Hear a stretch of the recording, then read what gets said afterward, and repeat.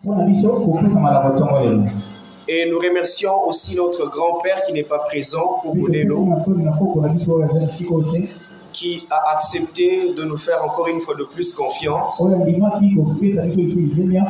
et de nous donner cette invitation solennelle. Et en troisième lieu, je tiens à vous remercier, vous qui êtes là présents. Parce que si vous n'y étiez pas là, on ne saurait pas prêcher. Et puis, j'ai constaté que depuis que je suis ici à Boma, je me suis rendu compte que j'ai rajouté beaucoup plus de poids. Alors je pense que quand j'étais venu, je suppose que j'ai pesé entre 70 et 70 kilos. Mais je me rends compte que j'ai rajouté 4 à 5 kilos. Donc quand je monte même sur la moto, donc vous sentez que la moto trimballe. Parce que j'ai rencontré les Bibwati, j'ai rencontré les Kindungu. Il y a le banane plantain également. Et sans oublier les Bazonkion. Les Bazonkion, vous connaissez? Voilà. C'est comme ça qu'on appelle ça chez nous. Donc j'ai rencontré les Bazonkion. Donc vous savez, les Bazonkion avec la spécialité, elle est quand même moins moukier. Donc j'ai rencontré ça ici. Alors il m'a quitté un poids. Donc j'ai même eu du mal ce matin quand je mettais la veste. Je me dis, mais cette veste ne me serait pas à Kinshasa. Donc ça m'a donné de la masse, je ne comprends pas. Oh, alléluia. Et je me suis rendu compte que pour depuis, quand je serai de retour à Kinshasa, pour que je ne maigrisse plus, il faut que je rentre avec les Bibwati, il faut que je rentre avec les Bazonkion. Parce que je me rends compte que les Bazonkion d'ici ont beaucoup plus d'onction que ceux de Kinshasa. Alors je me suis dit avec le pasteur Jacques ce matin, je vais prendre tout ce qu'il y a au Congo central, je vais rentrer avec un gros colis. Comme ça, autant de fois que j'en aurai chez moi, je vais lutter contre le maigrissement. Oh, alléluia. J'ai béni le Seigneur pour mon court séjour ici au Congo central. Et je pense que je vais rentrer avec tout ce dont j'ai besoin pour ne plus maigrir. Alléluia. Donc j'ai béni le Seigneur pour cela. Je sais que c'est un communiqué indirect pour les mamans. Vous savez, la plupart où nous passons, les mamans sont très généreuses. Alors, je n'ai pas compris. Peut-être j'ai bénéficié de cette onction indirectement. Oh, alléluia. Donc, permettez-moi que je m'exprime ainsi. Parce que je constate moi-même les dégâts dans ma santé. Alléluia. Alléluia. Vous savez, si je n'étais pas pressé de rentrer la semaine prochaine, j'allais rajouter encore 2 mois. Comme ça, 2 mois, je vais rentrer avec 80 kilos. Et après, quand je vais rentrer, je vais faire cadeau à tous mes habits pour m'acheter de nouveaux habits à cause de Boma. Alléluia. Alléluia. Gloire au Seigneur. J'ai béni le Seigneur pour cela. Rapidement, je vais nous inviter à lire notre texte principal.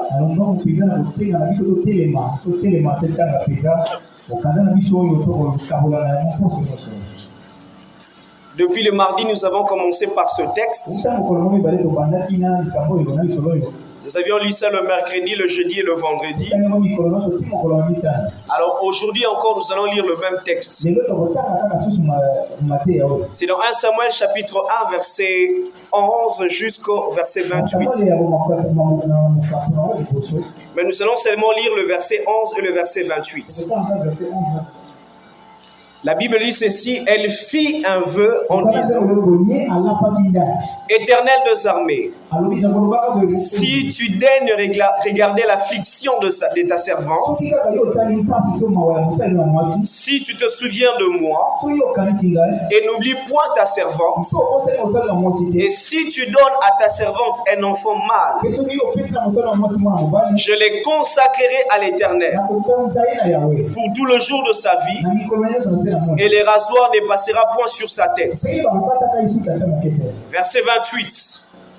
Aussi je veux le prêter à l'Éternel. Il sera toute sa vie prêté à l'Éternel. Et ils se prosternèrent là devant l'Éternel. Acclamons la parole du Seigneur. Et prenons place s'il vous plaît. Le thème que nous avions commencé à exploiter depuis mardi s'intitule Reconnaître et saisir les opportunités divines. Reconnaître et saisir les opportunités divines. Rapidement, je vais aussi essayer de me présenter. Je suis enfant de la maison. Je suis Shekina Muyumba. Je suis l'un des pasteurs au centre missionnaire Tabernacle City à Kinshasa.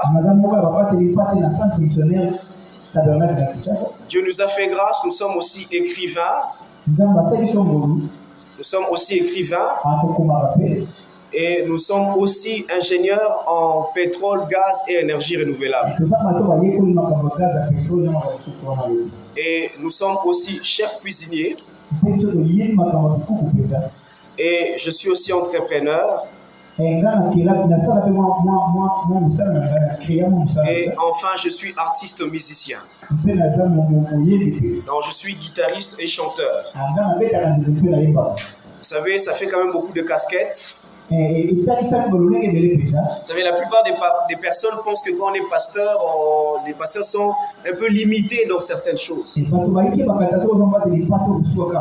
Mais au-delà de ça, le Seigneur peut faire beaucoup de choses en nous et en vous. Alléluia. Savoir reconnaître et saisir les opportunités divines. Nous avions introduit le texte en disant que savoir reconnaître et saisir les opportunités divines est la porte de la visitation de Dieu dans nos vies. La porte de la visitation de Dieu dans nos vies, c'est lorsque nous arrivions à reconnaître et à saisir les opportunités divines. Et dans le texte que nous venons de lire, nous sommes rendus compte que c'était pour la première fois que le verbe prêter est sorti dans l'Ancien Testament. Et ce verbe est conjugué par une femme. Et il y avait des constats que nous avions parlé dans le texte. Le premier constat, cette femme Anne était en crise familiale. Cette femme n'avait point d'enfant. Et au-delà de cette crise de la femme, Dieu aussi était en crise. Nous nous sommes dit, imaginez-vous que Dieu qui a créé le ciel et la terre, il se retrouve dans une position de crise. Et Dieu n'avait pas une seule crise. Dieu en avait trois. La première forme de crise de Dieu dans ce texte, Dieu était dans une crise politique.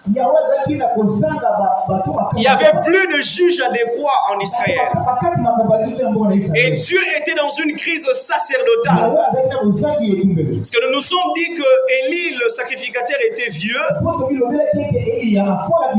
Et du fait qu'il était vieux, il n'arrivait plus à contrôler scrupuleusement ses enfants.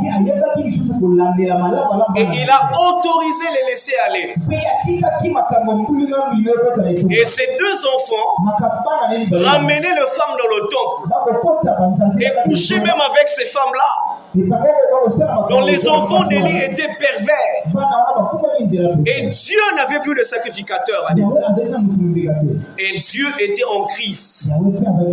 Et la troisième crise de Dieu, c'était une crise de révélation. Il n'y avait plus de prophètes. Parce que dans l'Ancien Testament, Dieu parlait au travers des prophètes. Imaginez-vous que Dieu n'a plus de prophètes. Dieu n'a plus de juges. Dieu n'a plus de sacrificateurs adéquats. Donc Dieu se met dans une position de crise. Mais alors, il y a une femme qui a accepté de résoudre le besoin de Dieu. Elle a dit, si tu me donnes un enfant mâle, je le consacrerai à l'Éternel toute sa vie et les rasoirs ne passera point sur sa tête. Et dans le verset 28, il dit, je le prêterai à l'Éternel et toute sa vie il sera prêté à l'Éternel. Alors nous nous sommes dit ceci, que cette femme avait besoin. En réalité, celui qui devait résoudre le problème de la femme, c'était Dieu. Mais maintenant, le contraire de ce qui s'est passé, la femme a accepté de résoudre le problème de Dieu pour qu'à la fin que Dieu résout le problème de la femme. Alléluia. Elle a accepté en disant, si tu me donnes un enfant mâle, elle a précisé. Et nous nous sommes dit que cet acte ici qu'elle a fait se rapporte à ce qui s'est passé avec les parents de Samson. Sur le vœu des Naziréens. Où les rasoirs ne devraient pas passer sur la tête du juge Samson. Et Anne a accepté de résoudre le problème de Dieu. Il dit, si tu me donnes, je te les donnerai. Oh. Et puis il dit, je prêterai. Toute sa vie, cet enfant sera prêté à l'Éternel. Vous savez, si tu es ici, tu n'as jamais emprunté. Mais moi, je vais t'expliquer parce que moi, j'ai déjà emprunté. Vous savez, quand tu vas emprunter quelque part, obligatoirement, il faut que tu restitues cela avec intérêt. Et en d'autres termes, lorsque la femme dit, je te le prêterai, toute la vie de cet enfant, il sera prêté. C'est-à-dire chaque jour dans la vie de cet enfant, lorsque cet enfant sera dans le temple, chaque jour il y aura l'augmentation des intérêts de Dieu dans ma vie. Je vais ouvrir une parenthèse. Lorsque tu prends l'option de prêter à Dieu chaque jour, et Dieu aussi prend l'option d'augmenter les intérêts dans ta vie chaque jour. Est-ce que je parle à quelqu'un ce matin? Et nous avions dit que cette femme avait compris qu'il y avait un besoin dans le temps. Et nous nous sommes dit que chaque jour est une opportunité. Chaque jour que nous rencontrons est une opportunité nouvelle. Ce dimanche est une opportunité pour toi et moi. Et demain encore sera une opportunité. Et nous avions parlé sur les éléments à savoir sur les opportunités. Les éléments à savoir sur les opportunités. La première des choses, nous avions dit que Dieu est un Dieu des opportunités. Les opportunités sont des circonstances favorables. Et Dieu, il organise toujours des situations favorables pour ses enfants. Et pour ceux qui ont manqué au courant de la semaine, j'ai encore une bonne nouvelle pour vous ce matin. Vous dire que Dieu, il s'est engagé d'ouvrir des opportunités pour son peuple. Alléluia. Et deuxième chose, nous nous sommes dit que les opportunités sont des dons de Dieu. C'est-à-dire que Dieu le donne à tout le monde, à tous ses enfants. Il leur donne les opportunités. Et la troisième chose que nous avions dit, que les opportunités peuvent passer inaperçues, faute d'ignorance et d'immaturité. Nous nous sommes dit que la reine Vashti avait fait passer l'opportunité l'opportunité de l'introduire encore de plus dans la royauté. Parce qu'elle avait l'immaturité. Et nous nous sommes dit qu'il y a plusieurs chrétiens qui font passer les opportunités de Dieu faute d'immaturité. Quatrième chose que nous avions dit sur les opportunités est que les opportunités sont des occasions survenues en temps de crise. Nous avions dit que certaines opportunités viennent quand on s'entend le moins.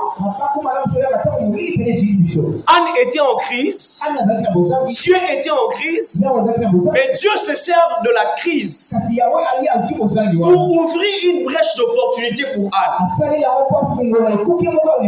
Alors nous nous sommes dit que nous devions considérer les épreuves de la vie comme étant les opportunités.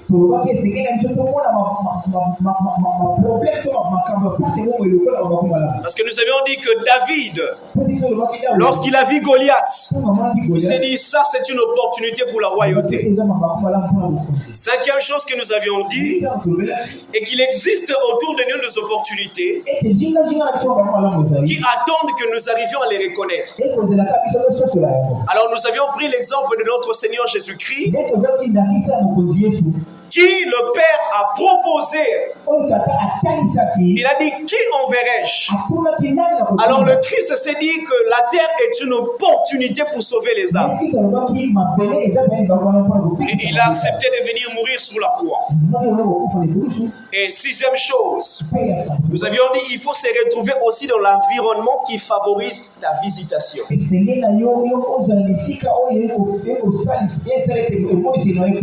l'endroit qui a favorisé la visitation de Anne, c'était le temple. Et la Bible dit que Anne allait dans le temple. C'est là-bas qu'elle a rencontré l'opportunité. Alléluia. Et septième chose, nous avions dit chaque jour raté est un réservoir d'opportunités manquées. Donc si tu rates un jour, tu rates des opportunités. Alors nous avions dit il est important de prier le matin, de prier même à midi, de prier le soir, parce qu'on ne sait jamais quand est-ce que l'opportunité va se présenter. Et huitième de choses que nous avions dit, nous avions dit que les opportunités manquées d'hier ne sont pas éternellement perdues. Parce que Jésus-Christ est le Dieu de la seconde chance. C'est-à-dire que si tu as manqué des opportunités hier, parce que tu étais ignorant, parce qu'il te manquait de la sagesse, Dieu est capable de te redonner les opportunités. Alléluia. Et neuvième chose, je crois que c'est la dernière, neuvième chose, nous avions dit saisir les opportunités divines nous permet de bénéficier du temps de Dieu dans notre vie. Lorsque vous saisissez les opportunités divines, vous entrez dans le temps de Dieu. Alléluia. Ça c'est ce que nous avons développé au courant de la semaine. Et le vendredi, nous avions parlé de deux réactions de Anne face à l'opportunité. Nous avions dit la première réaction de Anne, elle a fait un vœu. Plutôt, elle fit un vœu. Elle dit si tu me donnes. Ça c'est avant qu'elle ne touche l'opportunité.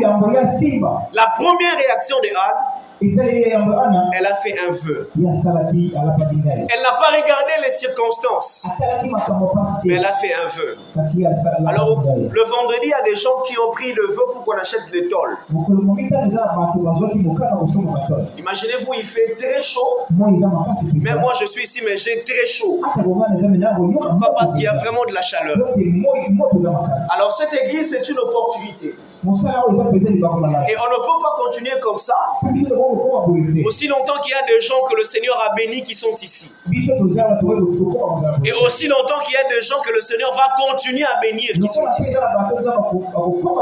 Considérons cette église comme étant une opportunité. Et prêtons à Dieu. Alléluia. Prêtons à Dieu. On m'a dit une tôle coûte 11 000 francs. Donc 11 000 francs, c'est 5,5 $. Donc, il y a des gens qui ont pris l'engagement pour qu'on embellisse cette partie. Et s'il y a encore des gens qui vont prendre encore l'engagement ce matin, après le message, je vais prier pour vous. Parce qu'on a besoin de finir ici. Imaginez-vous, les chantres arrivent jusqu'ici. La chair devait être là. Oh, c'est très compliqué. Alléluia. Anne a prêté à Dieu. Elle a pris l'engagement sans avoir touché l'opportunité. Et la deuxième réaction est que lorsque Anne a touché l'opportunité qui est Samuel, elle est allée dans le temple, elle a donné l'enfant. Vous savez, on a dit qu'il y a des gens qui prennent des engagements mais qui n'honorent pas. Quand on prend l'engagement, on n'honore pas Dieu. Dieu retire cette opportunité. Et si Dieu t'avait déjà donné l'opportunité, tu fermes les portes pour de nouvelles opportunités. Parce qu'une opportunité ouvre toujours une autre opportunité. Et une autre opportunité ouvre encore d'autres opportunités. Mais lorsque toi tu n'engages, tu n'honores pas ton engagement, tu fermes la porte pour les prochaines opportunités. Alléluia. Et ce que nous allons développer ce matin, c'est les 6 éléments à considérer dans les opportunités. Et nous allons parler de Samuel. Plutôt, nous allons parler de Samuel et les 6 éléments à considérer dans les opportunités. Alléluia. Alléluia. Là, nous avions fait une piqûre de rappel. Samuel et les 6 éléments à considérer dans les opportunités. Vous savez, lorsque Anne a dit, si tu me prêtes cet enfant mâle, je te le donne, je te le consacrerai. Les rasoirs ne passera point sur sa tête. Et quand la femme a dit cela, cela a touché le cœur de Dieu. Et Dieu s'est dit ceci, que cette femme m'a déjà proposé un juge pour Israël. Et au-delà de cela, cette femme était prophétique. Elle m'a proposé l'autre sacrificateur qui viendra. Et Dieu s'est encore dit, cette femme m'a proposé un prophète. Alors est-ce que je vais rester insensible à cette femme? Et Dieu a réagi. Vous savez, à chaque fois que vous touchez le cœur de Dieu, Dieu finit toujours par réagir. Parce qu'il a aussi un corps. Oh, alléluia. Il finit par réagir. Et Dieu a donné à Anne Samuel. Il a donné cet enfant mâle. Et Anne a donné le nom de cet enfant, le nom de Samuel. Cela veut dire l'Éternel a entendu ma prière. En d'autres termes, Samuel est la définition même de l'opportunité. Nous pouvons aussi définir l'opportunité comme étant l'entendement de notre prière à l'égard de Dieu. Nous pouvons aussi définir l'opportunité comme étant la réponse de Dieu par rapport à notre besoin. Et Samuel représente 5 choses. Vous savez, lorsque tu rencontres l'opportunité de Dieu, tu vas rencontrer aussi ces 5 choses que je vais citer. La première des choses, lorsque Dieu donne à Anne Samuel, Samuel est considéré comme étant le premier grand prophète après Moïse. Donc, après Moïse, on considère Samuel comme étant le plus grand prophète. Et pourquoi le prophète? Parce que le prophète devrait parler. Il devait parler de la part de Dieu pour que le peuple puisse marcher sur la bonne voie. La bonne voie qui va leur conduire jusque là où Dieu a promis pour eux. Cela veut dire que lorsque Dieu te donne Samuel, Dieu assure même ton futur. C'est-à-dire que lorsque tu rencontres l'opportunité de Dieu, l'opportunité de Dieu complète tout ce qui viendra demain. Si aujourd'hui tu es en train de vivre les manquements, si aujourd'hui tu es en train de vivre dans les manquements, mais lorsque tu rencontres l'opportunité de Dieu, cette opportunité accompagne même ton futur. Et dans ton futur, il y a même tes enfants. C'est-à-dire qu'une partie sera pour toi et l'autre partie, ça sera pour tes enfants. Est-ce que je parle à quelqu'un ce matin? Lorsque tu rencontres l'opportunité, ton avenir est assuré. Oh, alléluia. Parce que tu as rencontré l'opportunité. Vous savez, non seulement Samuel a comblé le vide des ânes, mais Samuel a aussi comblé le vide d'Israël. Vous savez, c'est-à-dire, lorsque Dieu te donne une opportunité, tu reconnais cette opportunité et tu saisis cette opportunité. Dieu fait de toi une source de bénédiction. Oh, alléluia. Dieu fera de toi une source de bénédiction. Parce que cette opportunité-là va permettre à ce que les autres viennent puiser chez toi. Et telle est ma prière pour vous ce matin. Et que à la clôture de ce séminaire, que lorsque tu vas sortir de ce lieu, que Dieu ouvre des portes. Et que tu ouvres ces portes. Et que tu entres dans ces portes. Et que tu touches l'opportunité et que Dieu visite ta vie. Dieu va d'abord commencer par toi parce que l'opportunité t'appartient. Et ensuite, il va s'en charger de tes enfants. Et enfin, il va s'en charger de tous ceux qui sont en dehors de ta famille. Parce que l'opportunité fait de nous une source de bénédiction. Oh, alléluia. L'opportunité fait de nous une source de bénédiction. Et lorsqu'on a touché Samuel, Dieu a assuré son futur. Je n'ai vu nulle part dans la Bible où on a parlé des enfants de Pénina. Mais si vous les connaissez par des recherches théologiques, aidez-moi à la fin de la prédication. Mais moi, jusque-là, je n'ai pas encore vu. Mais on a parlé que de Samuel comme étant le premier grand prophète après Moïse. Vous savez, en Israël, on considère Moïse comme étant le fondateur même d'Israël. Donc, tu ne peux pas jouer avec le nom de Moïse en Israël. Parce que Moïse est le plus grand. Oh, alléluia. Et c'est comme ça que Samuel a été considéré. Oh, alléluia. Deuxième chose, lorsque tu rencontres Samuel. Quand tu rencontres Samuel, la Bible dit ceci. Samuel était le dernier juge en Israël. Après être le premier grand prophète après Moïse, il est considéré comme étant les derniers juges en Israël.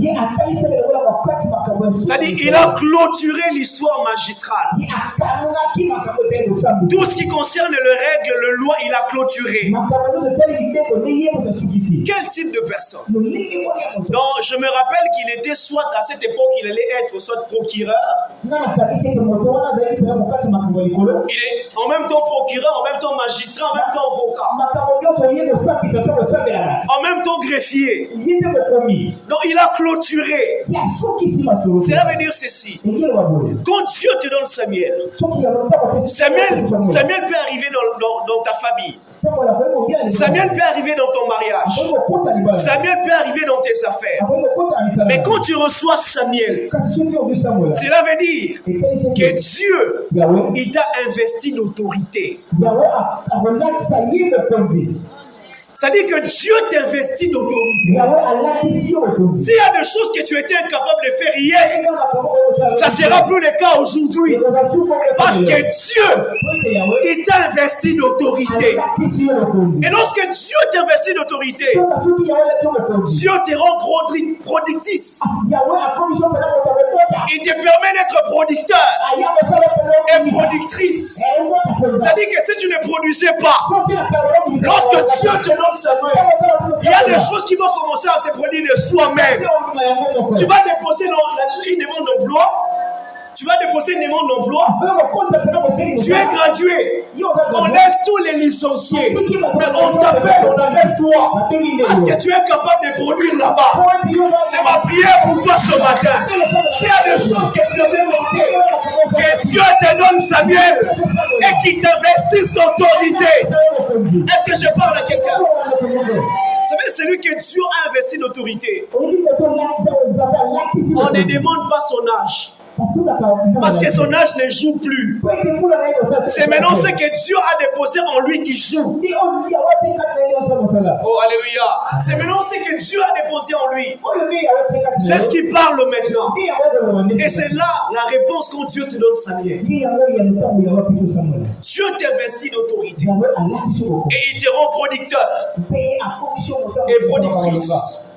Vous savez, pour les gens qui ont fait l'économie, tous les consommateurs subissent les décisions des producteurs. Si le producteur se décide aujourd'hui d'augmenter le prix d'une chemise à $20 sur le marché, si on fait des marches, il peut bouger peut-être à 18. Mais c'est lui qui impose le prix. Ce n'est pas le consommateur qui dira je veux que ça soit. Non, non. C'est le producteur. Vous savez, quand Dieu te donne Samuel, il y a certaines choses qui vont se passer dans ta vie. On va commencer à te chercher. On veut telle personne. On veut seulement celui-là. Mais écoute une chose. Quand Dieu te donne Samuel, tu vas rencontrer 3 types de personnes. Oh, alléluia. Vous savez, lorsque la bataille s'est passée déroulée en Israël, la Bible a dit que Méphibosheth courait avec sa nourrice. Elle a trébuché et il était perclus de 2 pieds. Et il a perdu ses 2 pieds. Et il est allé à l'Odébar. Lorsqu'il est allé à l'Odébar, lorsque David est investi d'autorité, David s'est dit, mais je cherche quelqu'un dans la famille de Jonathan pour le faire du bien. Et David rencontre Chiba. Vous savez, quand Dieu te donne Samuel, la première personne tu vas rencontrer les Chiba. Qu'est-ce que Chiba a dit? Lorsque David dit, je cherche quelqu'un dans la maison de Jonathan, Chiba dit ceci. Je connais quelqu'un perclus de 2 pieds. Est-ce qu'on t'a posé cette question-là? Non. On t'a dit, est-ce qu'il y a quelqu'un? Arrête-toi à dire que non, oui, je connais quelqu'un. Mais lui dit, quelqu'un perclus de 2 pieds. Est-ce qu'on a besoin de détails? Oh, alléluia. Vous savez, il y a certaines personnes, lorsqu'on les rencontre, ils sont là pour parler. Ils ont des diplômes de doctorat pour parler. Il peut parler du matin à midi, le soir, il ne se fatigue pas. Ça, c'est les Chiba. Mais qu'est-ce qui se passe? Quand Dieu te donne Samuel, il accepte que Chiba vienne. Mais Chiba n'interdira pas à David d'aller te voir. Alléluia. On dit on cherche quelqu'un qui a un diplôme de graduat qui sait aussi. Non, je connais quelqu'un qui sait faire ça, mais il n'a pas encore son diplôme de graduat, mais il ne maîtrise pas aussi la matière. Mais tous ces détails, il a toqué dans mon wapi. Oh, alléluia. Et même si tu rencontres les Chiba n'empêchera pas David de te rencontrer. Oh, alléluia. Quand Dieu t'investit d'autorité, il y a des gens que Dieu ne va pas les laisser tranquilles pour toi. Parce que tu as maintenant l'onction royale. L'onction royale, c'est une autre forme de leadership. Tu es appelé à diriger quelque part. Alléluia. Et la deuxième personne à rencontrer, c'est le chef des Samson. Vous connaissez l'histoire, il a oublié Joseph. Et puis il est allé, on l'a investi d'autorité. Mais à la fin des comptes, il s'est souvenu de Joseph. Cela veut dire que quand Dieu t'investit d'autorité, quand Dieu te rend productrice ou producteur, toutes les personnes qui t'avaient oublié hier, il y aura quelque part, on demandera que ton profil, cette personne ne correspondra seulement à toi et à toi seul. Et Dieu va se charger de cette personne-là pour venir te chercher. Alléluia. Quand Dieu t'investit l'autorité, Dieu lui-même s'en charge pour faire les briller à ta place. Alléluia. Dieu lui-même, il se charge de faire du bruit pour toi. Oh, mais ça c'est formidable. Et la troisième type de personnes à rencontrer, c'est le frère, le sœur et les amis de Job. Vous allez lire dans Job chapitre 42. Vous savez, quand Job avait tout perdu, ses amis l'ont presque délaissé. Mais quand Dieu a restitué Job, la Bible dit que ses frères, ses sœurs et ses amis sont venus. Mais ils ne sont pas venus pour lui demander. Mais ils sont venus pour blairer avec lui. Pourquoi? Parce que Dieu qui avait permis qu'il perde tout,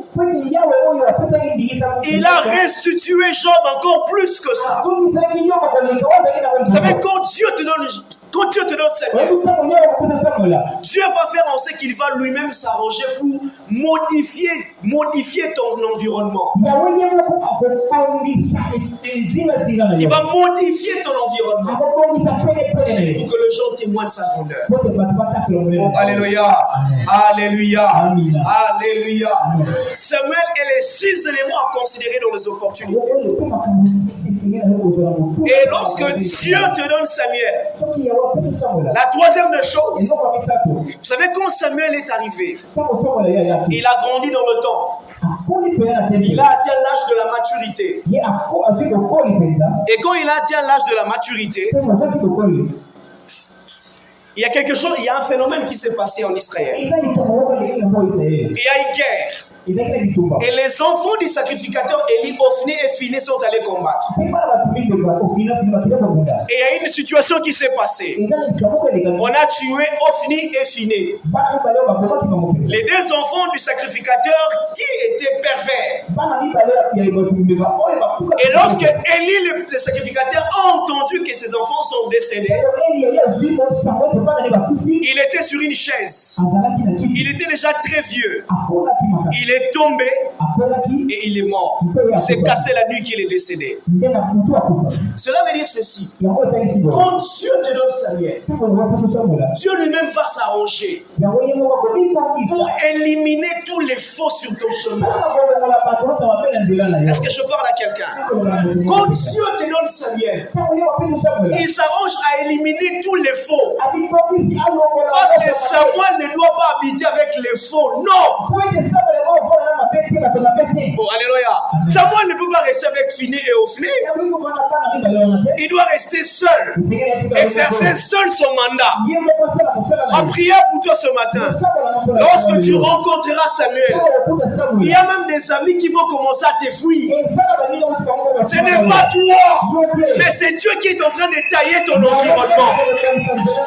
Et non seulement il y a des amis, Dieu va même s'en charger pour commencer à tuer même des gens, pour que tu te sentes libre. Ne sois pas choqué si tu entends quelqu'un meurt. Oh, alléluia. Oh, alléluia. Ne sois pas trop choqué si Dieu se décide d'éliminer quelqu'un de la famille. Parce que l'autre, vous savez, il y a des opportunités qui n'aiment pas les bruits. Oh, alléluia. Il y a mon père, le pasteur Salem me disait toujours que l'argent n'aime pas les bruits.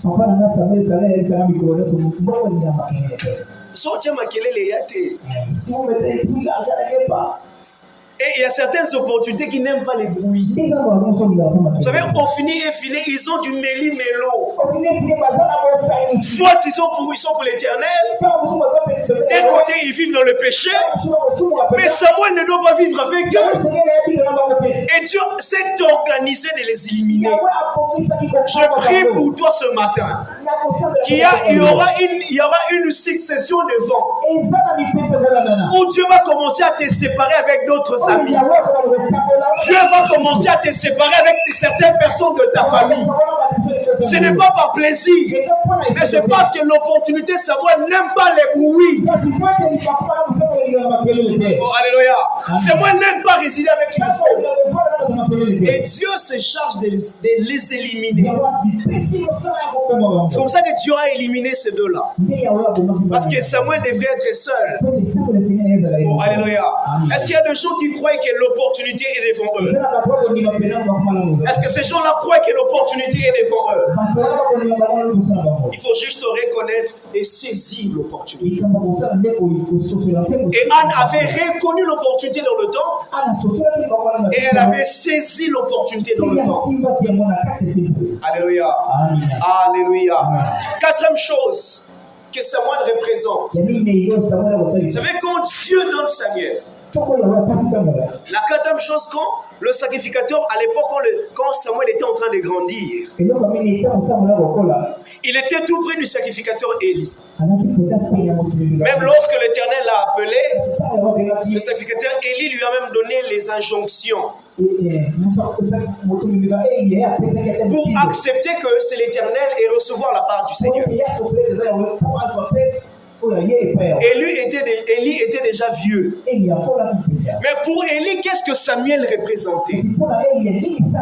Pour Élie, Samuel représentait les repos de son ministère.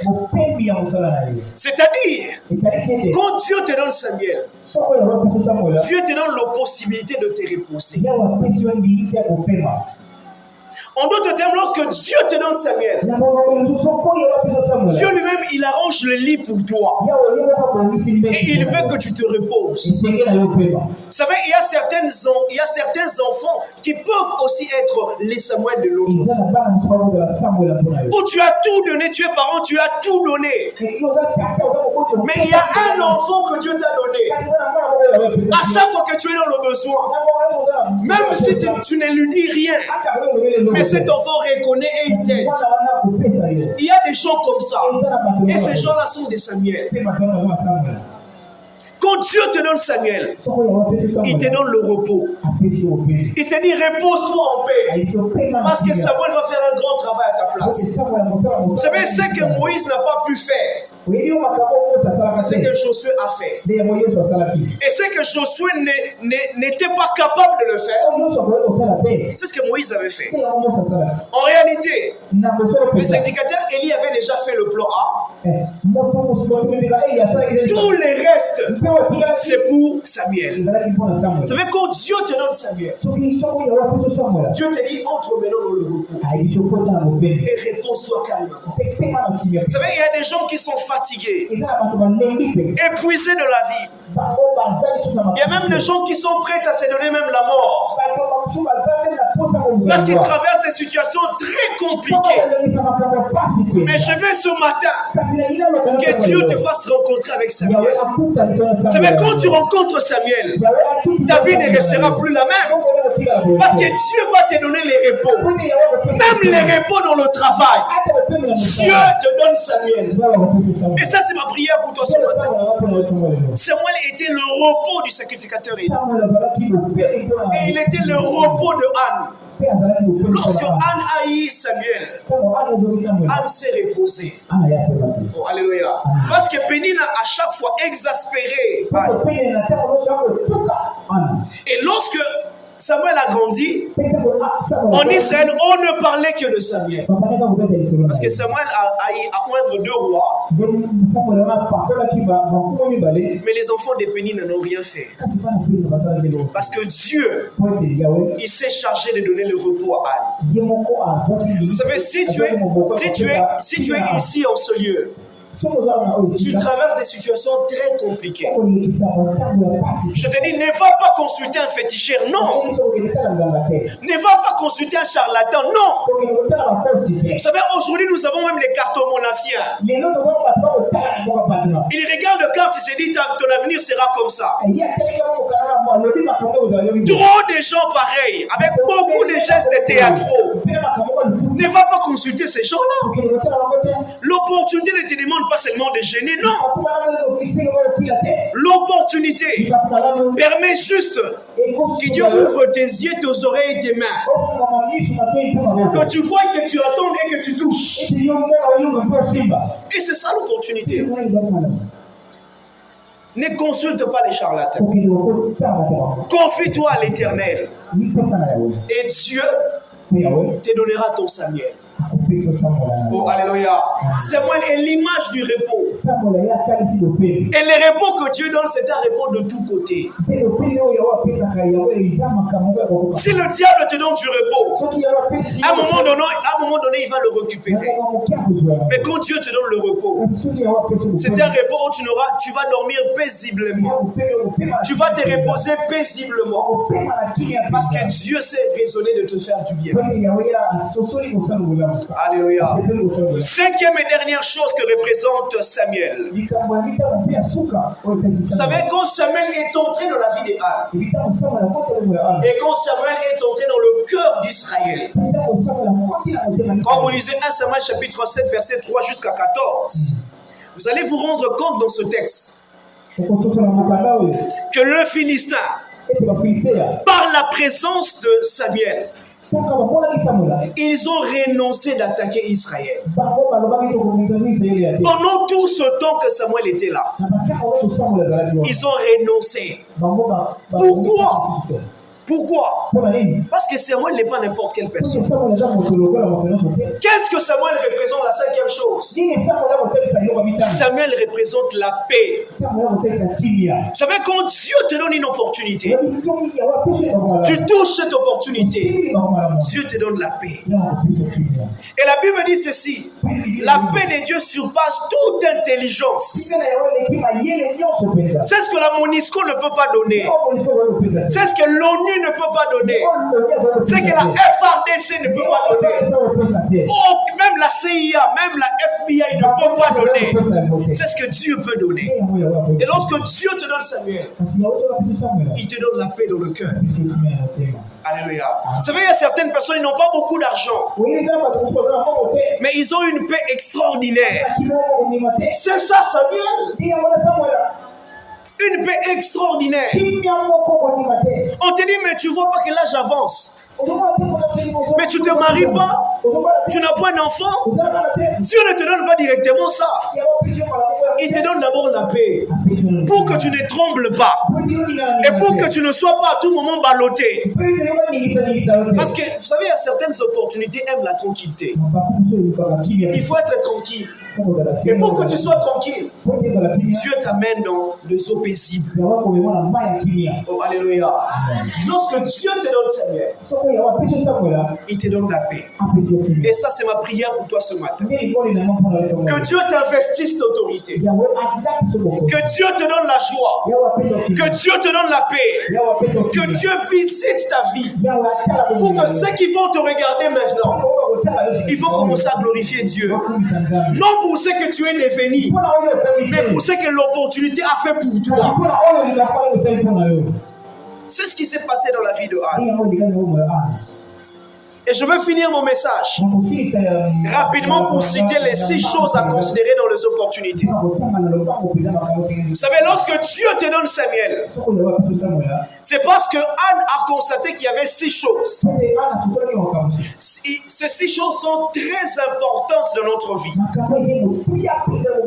Si vous les négligez, vous négligez, vous faites passer la visitation de Dieu. Alléluia. Vous savez, on a beaucoup de chrétiens qui viennent prier dans nos églises, dont les vies ne changent pas.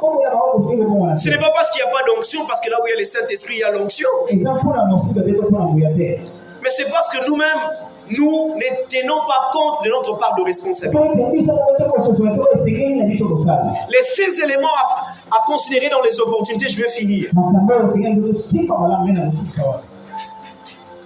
D'entrée des jeux, je vais dire ceci. Ce qui est entre nos mains, c'est ce qu'on appelle sémence. Et ce qui est entre les mains de Dieu, c'est ce qu'on appelle récolte. Anne avait cette sémence. C'était le vœu. Et Dieu entre ses mains, il avait Samuel. La première des choses à considérer, c'est ce qu'il y a autour de nous. Qu'est-ce qu'il y a autour de nous?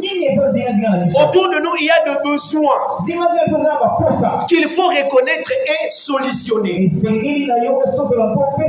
Qu'est-ce qu'il y a autour de toi? Qu'est-ce qu'il y a autour de cette église? Il y a ça. C'est ce qu'il y a autour de nous. Et il faut que nous arrivions à reconnaître cela et à solutionner ces besoins. Est-ce que je parle aux gens ce matin? Ce qu'il y a autour de nous, c'est les besoins qu'il faut reconnaître et solutionner. Vous savez, quand Jésus il voit la foule, il dit la foule a faim. Ses disciples disent, Seigneur, renvoie-leur. Il dit non, donnez-leur vous-même à manger. C'est parce que le peuple avait un besoin que le Seigneur Jésus-Christ devrait solutionner. Vous savez, dans nos familles, autour de nous, il y a des besoins. Dans cette église, il y a des besoins autour de nous. Ce que tu fais pour Dieu, ce que tu fais pour un serviteur de Dieu, c'est ce que tu fais pour toi-même. Non, c'est ce que tu fais pour toi-même. C'est ce que tu fais pour toi-même. Ça, c'est ce qu'il y a autour de nous. Et deuxième chose, qu'est-ce qu'il y a devant nous? Devant nous, il y a des opportunités. Je veux dire une chose. Devant nous, il y aura toujours des opportunités. Et ces opportunités manqueront des bouches. Ils n'ont besoin que de nous. C'est tout. Autour de nous, il y a des besoins à résoudre, à solutionner. Devant nous, il y a les opportunités à reconnaître et à saisir. Et troisième chose, qu'est-ce qu'il y a derrière nous? Qu'est-ce qu'il y a derrière nous? Derrière nous, il y a les influenceurs. Non, les influenceurs.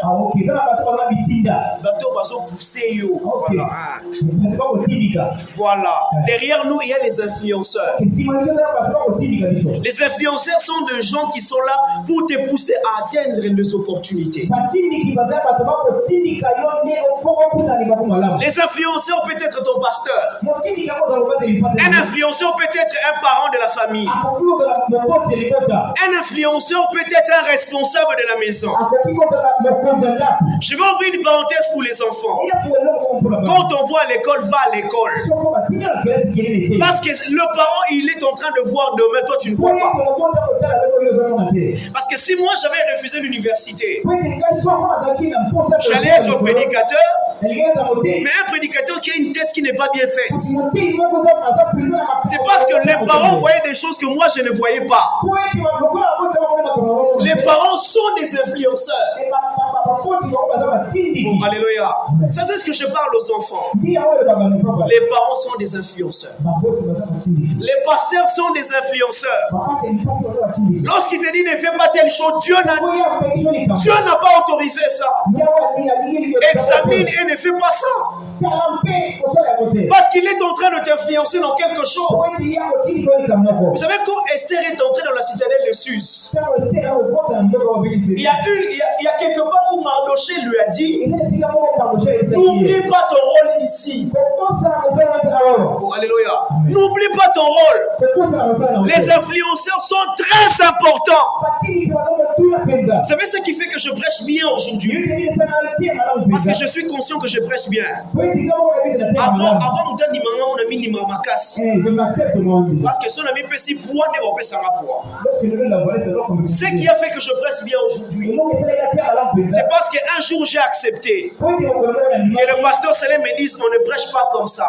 Ils m'ont envoyé faire la théologie chez le docteur Abner Tedika. J'ai fait presque 5 mois chez lui. Je prenais la Bible du lundi au dimanche. J'étais en train de... Je joignais et la théologie et l'université. À cette époque, j'avais 47 ou 50 kilos. Je ne mangeais pas bien. J'allais étudier le matin. On fait les pieds de Bandal jusqu'à DGC. Parce qu'il n'y avait pas l'argent de transport. Et puis on achetait les biscuits et les arachides. À l'époque, on était déjà prédicateurs. Parce qu'on te tient mon acte ma chemise. Donc, on te dit pas écoute. Non, très sagement. Bonjour prédicateur, pourquoi qui parle? Donc, système qui s'en moi, bonjour, et ça tes biscuits à la monocle. Donc, il y a mon carburant, c'est là. C'est ça l'essence. C'est parce qu'il y avait un influenceur. Il s'est dit, va étudier. Même si je ne te donne pas l'argent de transport, va étudier. Et aujourd'hui, le docteur Abner est mort il y a très longtemps. Il n'y a pas quelqu'un que je plairais comme lui. Et aujourd'hui, je suis très fier de ce que je suis devenu. C'est parce que j'ai accepté que quelqu'un m'influence. Vous savez, quand tu acceptes l'influence d'un influenceur, tu ouvres les portes des opportunités. Toi-même, tu ouvres ces portes. Vous savez, aujourd'hui, quand le pasteur Salem effectue un déplacement, quand il m'appelle même le matin, il dit Shekina, viens, tu vas couvrir. Je n'ai pas besoin d'ouvrir la Bible depuis la maison. Quand je viens sur place, vous me donnez une Bible. Donnez-moi seulement 5 minutes de concertation avec le Saint-Esprit. Et je vais prêcher, c'est fini. C'est parce que j'ai écouté un influenceur. Les influenceurs sont très importants. Ce qui a fait qu'à l'époque de Esther, que la délivrance entre en Israël, ce n'était pas parce que Esther était là-bas, non pas seulement ça, mais c'est parce que Esther avait écouté Mardoché. Si tu n'écoutes pas Mardoché, tu vas rater les portes des opportunités. Est-ce que je parle à quelqu'un ce matin? 4e chose à considérer. 4e chose à reconsidérer. Nous avons dit ce qui est autour de nous, ce qui est devant nous, ce qui est derrière nous. La 4e des choses, qu'est-ce qu'il y a en dessous de nous? Qu'est-ce qu'il y a en dessous de nous? Tu peux te poser cette question. Qu'est-ce qu'il y a en dessous de moi? Mais je vais te dire une chose. Ce qui est en dessous de toi, c'est les expériences du passé. Les expériences du passé. Voilà, les expériences du passé.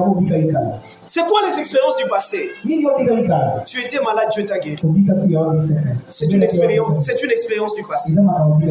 Tu n'avais point d'enfants, Dieu t'a donné des enfants. C'est une expérience du passé. Tu partais dans les montagnes pour prier. C'est une expérience du passé. Vous savez, quand David est arrivé devant Goliath, parmi les choses qui ont fait que David arrive à remporter la victoire, la première des choses, il a reconnu l'opportunité. La deuxième des choses, David avait un CV. Il avait un CV. Vous savez, quand il s'approche devant lui, on lui dit, mais plutôt avant d'aller combattre, on lui dit, mais David, tu es jeune. Il dit, moi je suis jeune. Mais non, dans la forêt, j'ai combattu l'ours. J'étais seul.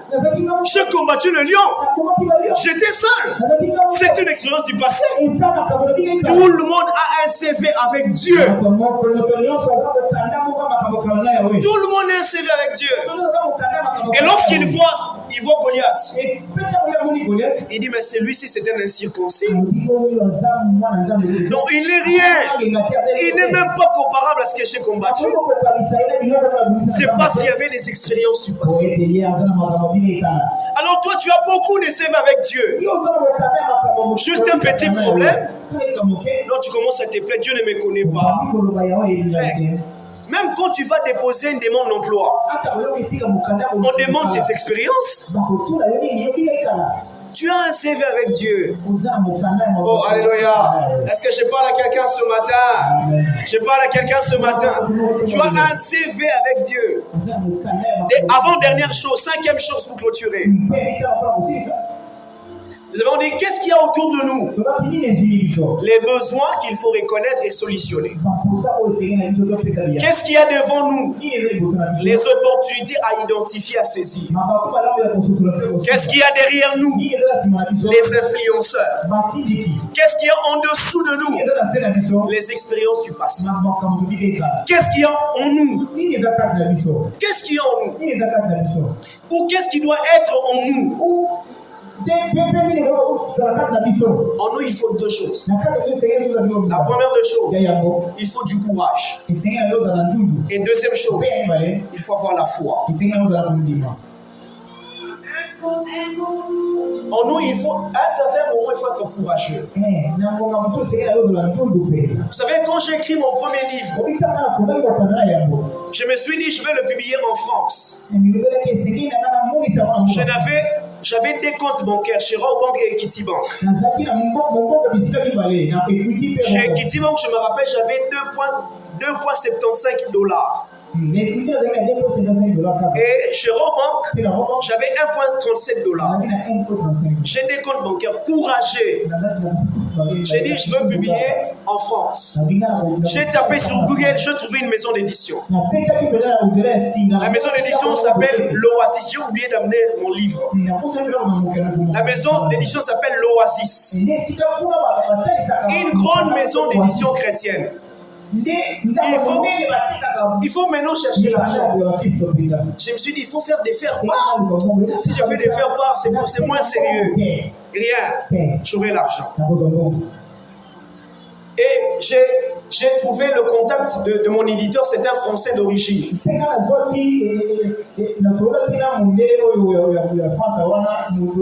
a parlé sur mail.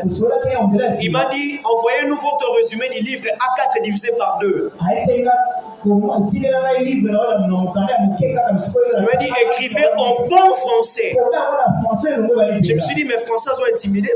Je me suis dit, d'accord.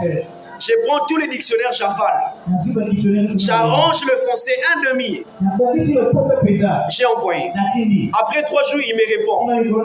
Il dit, Monsieur Shekinah Mouyombakasa dit, on accepte votre livre, ça entre dans le cadre des publications de nos livres. Je me suis dit, ça c'est le point A.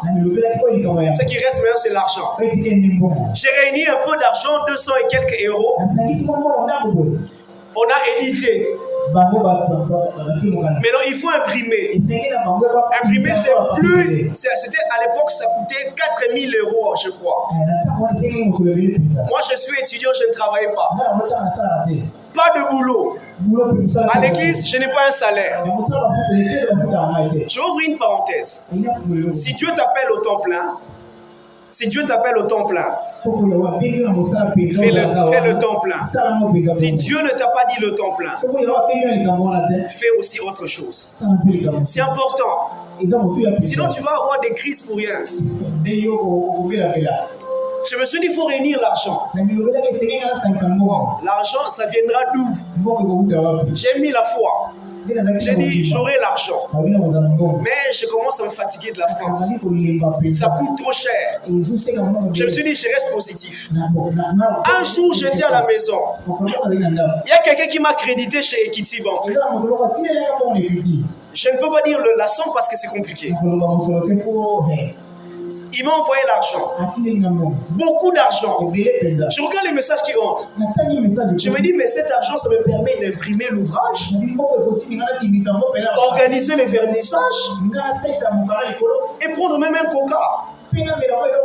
J'ai directement changé les maisons d'édition. Je me suis dit, je suis édité en France, mais je vais imprimer en Inde. Et ça, opportunité, monsieur, comme ça va il y aura des gens payés. Oh, alléluia. Je me suis dit, je quitte la France pour l'Inde. J'ai trouvé un autre éditeur. Je lui ai dit, je suis déjà édité en France. Mais mon éditeur m'a autorisé d'imprimer ailleurs. Je suis allé dans cette maison-là, c'est ici à qui? Mais ils impriment en Inde. J'ai appelé cette dame m'a reçu. Je lui ai dit, madame, j'ai beaucoup d'argent en liquide. Hein. Mais mon argent, c'est une monnaie scripturaire. Alors viens, on va dans un distributeur, on va sortir l'argent. Oh, je prends l'argent. J'ai dit non, ne prends pas l'argent de transport, je vais payer ton transport. Oh, alléluia. J'ai ramené cette dame dans un distributeur. On a sorti plus de $1000. Je lui ai remis. J'ai dit, fais-moi un reçu. Je lui dis, qu'est-ce qui reste encore que je dois payer, que j'ai oublié? Il m'a dit, il ne reste plus rien, monsieur. J'ai dit, bon, on doit rentrer maintenant au bureau. Je lui ai dit, je te fais encore un autre coca? Il m'a dit, non, monsieur, merci, c'est suffisant. On a imprimé les ouvrages en Inde. J'ai discuté avec la dame. Est-ce qu'il faut que je paye le transport de l'avion? Il dit, monsieur, non, vous avez tout payé. Oh, alléluia. Et les livres sont venus à Kinshasa. Quand les ouvrages sont venus à Kinshasa, vous savez, j'ai placé mon foi en Dieu, ce n'était pas nulle part. Dieu a touché le cœur de quelqu'un qui m'a envoyé beaucoup d'argent. Et je suis resté avec de l'argent. Je me suis dit, ça, je vais organiser le vernissage. Je vais payer les musiciens qui viendront chanter. Parce que j'avais l'argent. Vous savez, en nous, il faut du courage et de la foi. Si tu n'as pas la foi, tu ne vas pas rencontrer une opportunité. Vous savez ce qui a fait que d'autres personnes ne puissent pas entrer dans la terre promise? C'est parce que lorsqu'ils sont allés explorer la terre promise, ils se sont considérés comme étant des sauterelles. Dieu s'est dit, moi j'ai autorisé que vous alliez espionner. Vous êtes considérés comme des sauterelles. Donc tous les grands, vous n'entrez pas. Et les grands ne sont pas entrés parce qu'ils sont considérés comme des sauterelles. Alléluia. En nous, il faut le courage et la foi. Vous savez, la foi produit les miracles. Je n'ai pas gêné pour cet argent. J'ai juste placé ma foi en Dieu et c'est fini. Et Dieu s'est arrangé pour qu'on me crédite. Alléluia. Placez votre foi en Dieu. Et c'est alors que vous allez rencontrer les opportunités. La dernière chose pour finir, j'ai beaucoup parlé aujourd'hui. Excusez-moi, c'était la clôture. Parce que si je déborde largement, prochainement on risque de ne plus m'inviter. Vous me pardonnez pour 2 minutes seulement. 2 minutes seulement. Parce que la semaine, j'ai prêché pendant 15 minutes, 25 minutes. Permettez-moi 2 minutes, je clôture. La dernière chose, puis je vais finir. Déjà, j'ai fini la 6e chose. Qu'est-ce qu'il y a au-dessus de nous? Nous avons dit, qu'est-ce qu'il y a autour de nous? Les besoins qu'il faut reconnaître et solutionner. Devant nous, les opportunités. Derrière nous, les influenceurs. En dessous de nous, les expériences du passé. En nous, il faut du courage et de la foi. Qu'est-ce qu'il y a au-dessus de nous? Au-dessus de nous, il y a Dieu. Si tu rates les opportunités des hommes, si tu rates les opportunités de la nature, Dieu te donnera des opportunités. Alléluia. Alléluia. Au-dessus de nous, il y a Dieu. Est-ce qu'on peut vraiment acclamer le Seigneur? J'ai fini mon message. J'ai fini mon message. Est-ce qu'on peut se lever pour prier le Seigneur? Lèvons-nous, nous allons prier le Seigneur.